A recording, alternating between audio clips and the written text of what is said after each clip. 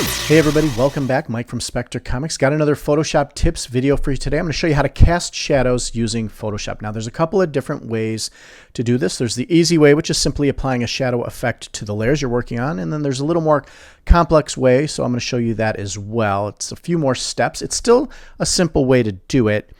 And the nice thing is you actually have a little more control over what the shadow looks like. So make sure you stay through the whole video so you see that method.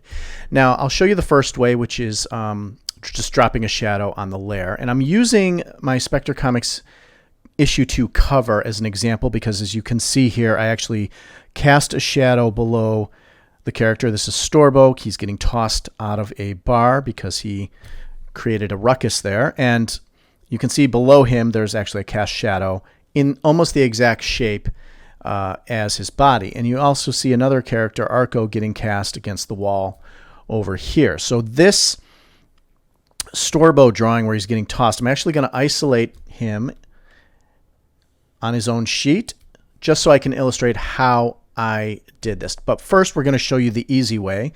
So I've actually combined all the layers for this character together, and I've isolated it from the background. So you can see that I can turn the white layer off and the character's been isolated. So basically what you want to do, if you just want the simple way to do this, is to apply an effect to your layer. So again, Storbo's all on one layer, all the colors, all the lines, everything. And I'm going to go ahead down here to Styles. I'm going to click that, and then you can see I can select from this pull-down menu, Drop Shadows, and then I can select a bunch of different ones. This one is the most logical for just casting a shadow. So if I double-click that, you can see it applies an effect to the layer. By clicking the FX here, it brings up a box, which gives me a little control over the direction the shadow is being cast, the size of the shadow, the opacity, and as well as the distance from the figure. So I can change the angle if I have the light in a certain location. I can change the size of the shadow and how spread out it is. And I can also change the distance from the character. So if it's, you can see how it changes distance here. And then I can also change the opacity. If it's 100%, it's not opaque at all. And if it's a little more transparent, the lower you go.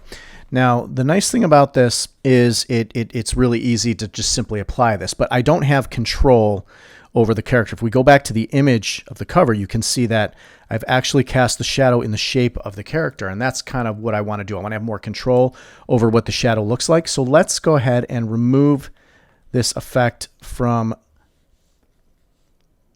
the layer by clearing the layer style. And as I mentioned, I've isolated all of the layers that are for this character. And what I want to do is I want to create a new layer, and that's going to be the layer that I create my shadow on. I'm actually going to move it above the character just to illustrate what I'm going to do. So I'm going to go ahead and use the magic wand tool.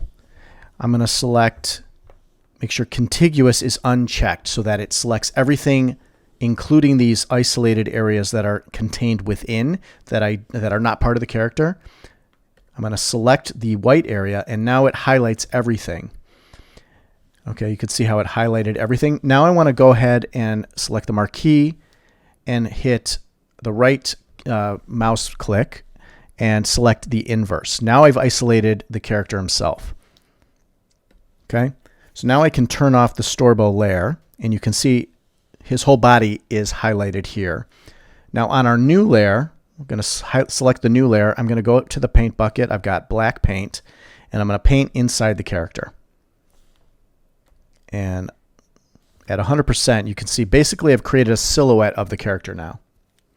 If I turn the Storbo layer back on, he's above the character. Now I can slide this layer down, and now Storbo reappears. And the key is now, and I'm going to actually increase my paper size so that I can have more room to work with. So I'm going to create a new layer here. I'm going to resize my canvas. And right now it's 8.5 by 11. I'm going to go 15 by 15. Increase the canvas size so that we can show more of the character. Okay. And then on the white layer, I'm going to fill that in.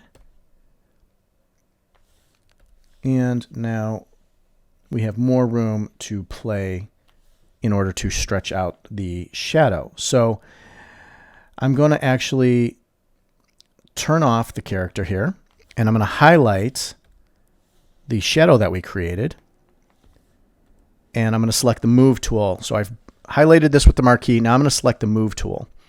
If I just hit an arrow key one way, 1 pixel over, 1 way back, I've highlighted the shadow. And now we're going to make sure we select the marquee. We're going to right click, and we're going to free transform the shadow. So now that we've highlighted it, we're in free transform mode, and now we get to select a couple of different options. And what I really want to do is hit skew.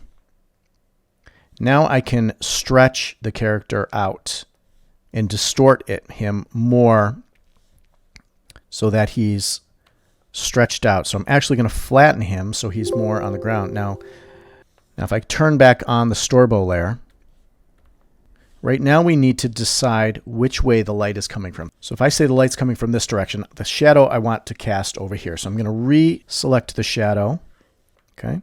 And I want to re-distort the shadow. So you can use, by selecting free transform, you can choose a couple of different options. Skew and distort do different things. Skew isolates your range as well as distort. So distort, you can see now I can actually pull it down and away.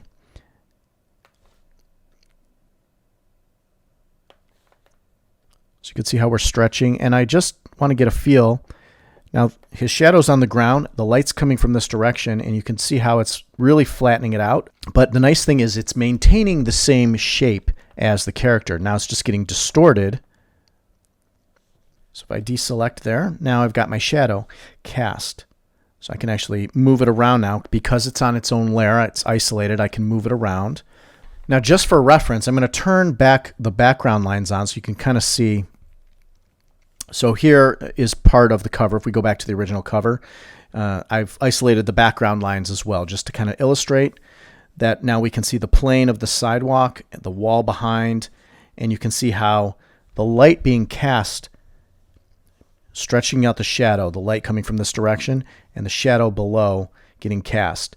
I can even take it a step further. As you know, the sidewalk has a little edge here, and you can actually go in and distort just that portion so it looks like it's going, this part of the shadow's on the ground, and then it goes up a vertical surface, the curb, and then onto the sidewalk again, if you want to be as precise as possible. So the nice thing is you do have a lot more control over this method by dropping a shadow, creating a layer, and then using the skew tool or the distort tool to stretch and compress the shadow in order to get the effect you're looking for, just like here. So that's it for this video. If you found it helpful, go ahead and hit that thumbs up button. Go ahead and leave a comment below if anything wasn't clear, if you have any questions on the process that I just explained.